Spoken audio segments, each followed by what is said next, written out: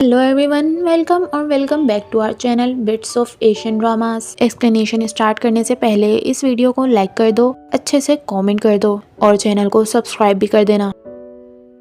Old man यान और उसका ग्रुप रास्ते में जामा से मिलते हैं, जो खच्चर गाड़ी में कीजू विलेज वापस जा रहा होता है। वो उन्हें राइड दे देता है। रास्ते में जामा बताता है कि जो पागल बुढ़ा उन्हें पहले मिला था वो असल में नेबरिंग विलेज का अंकल सोनान है। विलेज में सिग्नल बिल्कुल नहीं होता, इसलिए मूदे जामा को पैसे देती है कि अगले दिन किसी सिग्नल वाली जगह जाकर उसके फ्रेंड से कांटेक्ट करवा दे। जब जामा को पता चलता है कि ओल्ड मैन यान और बाकी लोग मूनलाइट माउंटेन जा रहे हैं, वो एकदम घबरा जाता है। वार्न करता है कि पहाड़ों में वाइल्ड मैन होते हैं और ऊपर से पिछले दिनों बहुत ज्यादा बारिश हुई है। लेकिन ओल्ड मैन यान बिल्कुल भी फिक्र नहीं करता और कहता है कि जाना जरूरी है। जाते वक्त जामा की माँ मूदे को रंग बिरंगी डोर बांध देती है। कहती है कि ये रिलेशनशिप्स के लिए ब्लेसिंग होती है।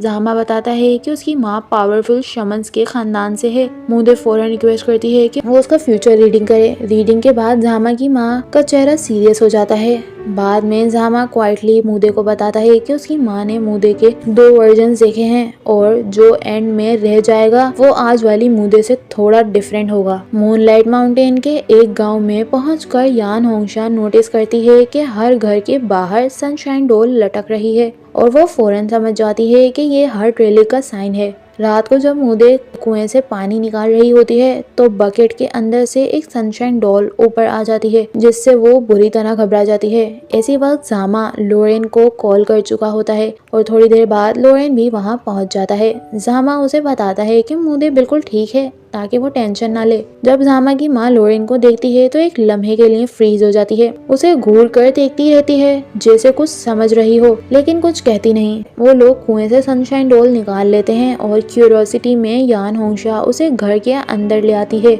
ओल्ड मैन यान होंगशा को साइड पर ले जाकर फैमिली सीक्रेट्स बताते हैं। वो कहता है कि पुराने वक्त में जब ट्रेजर छुपाया जाता था तो इंसानी खून और एनर्जी यूज करके उसकी ऑरा दबाई जाती थी ताकि वो अच्छी तरह सील रहे।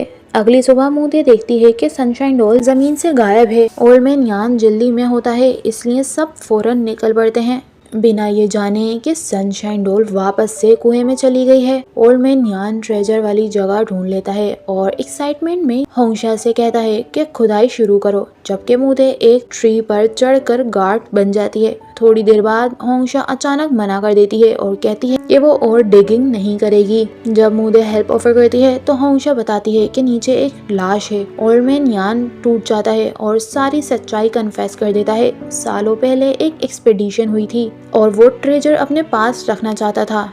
इत्तेफाक से टीम के एक मेंबर मर गया और ट्रेजर की ऑरा दबाने के लिए उसकी लाश को ट्रेजर के ऊपर दफन कर दिया गया। वो ये बात बता ही रहा होता है कि पास से अजीब आवाज आती है। मूदे बाइनोक्यूलर से देखती है और नोटिस करती है कि कोई और भी एरिया में है। उधर लोरेन 13,000 और यनहवा मूदे के छोड़े हुए साइंस फॉलो करते हैं, लेकिन उन्हें एक ऐसा निशान मिलता है जो मूदे का नहीं होता। लोरेन को शक हो जाता है कि पहाड़ों में कोई तीसरा बंदा भी मौजूद है, उनके अलावा भी कोई मौजूद है।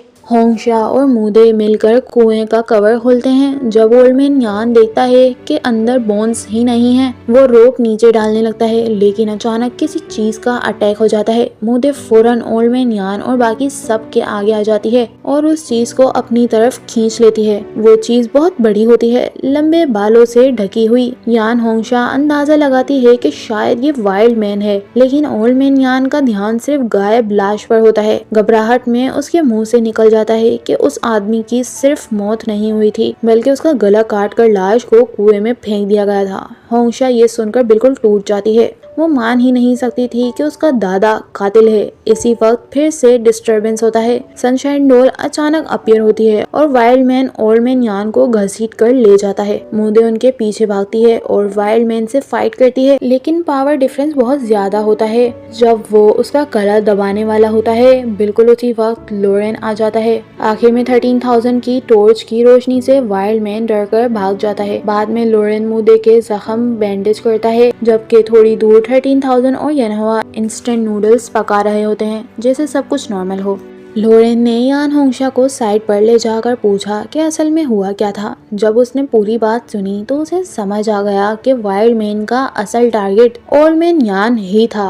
लोरेन ने फौरन ओल्ड मैन यान को कन्फ्रंट किया और पूछा कि वो और क्या छुपा रहा है। प्रेशर बढ़ता गया और आखिरकार ओल्ड मैन यान टूट ही गया। उसने सच कबूल कर लिया कि सालों पहले जब वो ट्रेजर वेल को अपना बनाना चाहता था, लेकिन उसके पास ना तो खून था और ना ही वो एनर्जी जो ट्रेजर की ऑरा दबाने के लिए चाहिए होती है। तब एक औरत वहां आ गई थी। उसने मौका देखकर उस औरत का गला काट दिया और उसकी लाश को जिंदा ही ट्रेजर वेल के अंदर दफन कर दिया। टाइमलाइन को जोड़कर सब इस नतीजे पर पहुंचे हैं कि वाइल्ड मैन असल में उस औरत का बेटा हो सकता है। उस रात लोरेन गार्ड ड्यूटी पर खड़ा रहा, जबकि मूदे बिल्कुल सो नहीं पा रही थी। उसने चुपचाप पूछा कि अगर एक दिन वो बिल्कुल किसी और इंसान में बदल गई तो क्या लोरेन उसे पहचान पाएगा। लोरेन ने कहा कि साइंस के मुताबिक हर 7 साल बाद इंसान का जिस्म बिल्कुल नया हो जाता है। लोग बदलते रहते हैं, लेकिन अगर तुम किसी की परवाह करते हो तो चाहे वो जितना भी बदल जाए तुम उसे पहचान ही लेते हो। सुबह जब सब पहाड़ों से निकल रहे होते हैं, अचानक मक्खियों का बड़ा झुंड अटैक कर देता है। सब इधर उधर बिखर जाते हैं। ओल्ड मैन यान को वाइल्ड मैन पकड़ लेता है, जबकि यनहवा और 13,000 वाइल्ड मैन के इलाके में गिर जाते हैं। केव का एंट्रेंस एक खतरनाक चट्टान के किनारा होता है और दोनों बुरी तरह पैनिक हो जाते हैं। जब सेल्फ रेस्क्यू का कोई तरीका काम नहीं आता तो दोनों जमीन पर लेट जाते हैं और डेड होने की एक्टिंग करते हैं। वाइल्ड मैन उन्हें देखता है। जब वो बिल्कुल हिलते ही नहीं तो उन्हें छोड़ देता है और साइड पर जाकर लकड़ियों को रगड़कर आग जलाता है और हड्डियां भूनना शुरू कर देता है।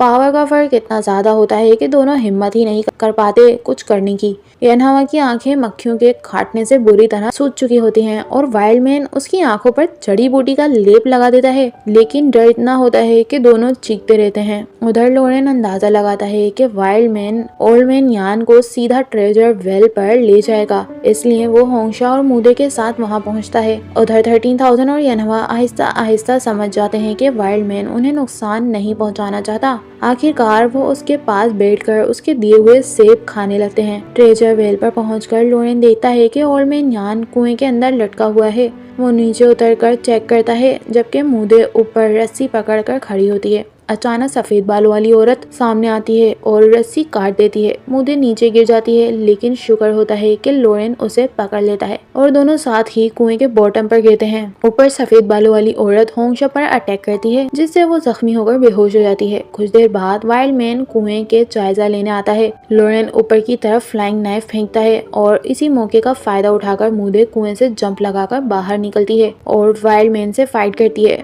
लोरेन भी बाहर चढ़ाता है और दूसरी फ्लाइंग नाइफ से वाइल्ड मैन की टांग जख्मी कर देता है। वाइल्ड मैन भाग जाता है। लोरेन मूदे को कहता है कि वो यान होंगशा के पास रहे, जबकि वो वाइल्ड मैन का पीछा करता है। आगे चलकर उसे एक केव का एंट्रेंस मिलता है। वो चुपचाप डेगर के साथ अंदर जाता है और देखता है कि वाइल्ड मैन किसी चीज से बात कर रहा है। सीधा घुसना खतरनाक होता है, इसलिए वो वेट करता है। जैसे ही वाइल्ड मैन केव से निकलता है, लोरेन अंदर घुस जाता है। उधर होश में आने के बाद होंगशा मूदे को बताती है कि उसने एक भूत देखा। सफेद बाल, फीका चेहरा और गर्दन ऐसी लग रही थी जैसे काट कर एम्बर से जोड़ दी गई हो। केव के अंदर जब लोरेन देखभाल कर रहा होता है तो सफेद बालों वाली औरत उस पर अटैक कर देती है। लोरेन उसकी गर्दन पकड़ लेता है, लेकिन उसकी गर्दन पर लगा एम्बर रिएक्ट करता है। औरत एक इतनी तेज और बर्दाश्त से बाहर आवाज निकालती है कि लोरेन को लगता है कि जैसे उसका सर फट जाएगा। जैसे ही वो दोबारा अटैक करती है, वाइल्ड मैन वापस आ जाता है और लोरेन की जान बच जाती है और वो केव से निकल आता है। लोरेन को यकीन हो जाता है कि वो औरत हर्ट रेलिक की पैरासाइट बन चुकी है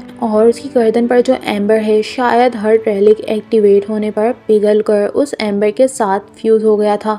यान होंगशा को शक होता है कि जो एम्बर पेंडेंट मूदे ने पहले उस औरत से छीन लिया था, उसमें भी शायद हर्ट रेलिक मौजूद हो। वो पेंडेंट को पानी में रख कर टेस्ट करते हैं, लेकिन कोई करेक्टर या एल्यूजन अपीयर नहीं होता। फिर लोरेन वो करेक्टर लिखता है जो उसने देखा था, हैंग। तब उसे समझ आ जाता है कि स्पिरिचुअल मीडियम बिल्कुल सही था। हर हर्ट रेलिक के साथ एक खास करेक्टर होता है जो उसके कत्ल करने के तरीके को रिप्रेजेंट करता है। और यही ये पार्ट खत्म होता है।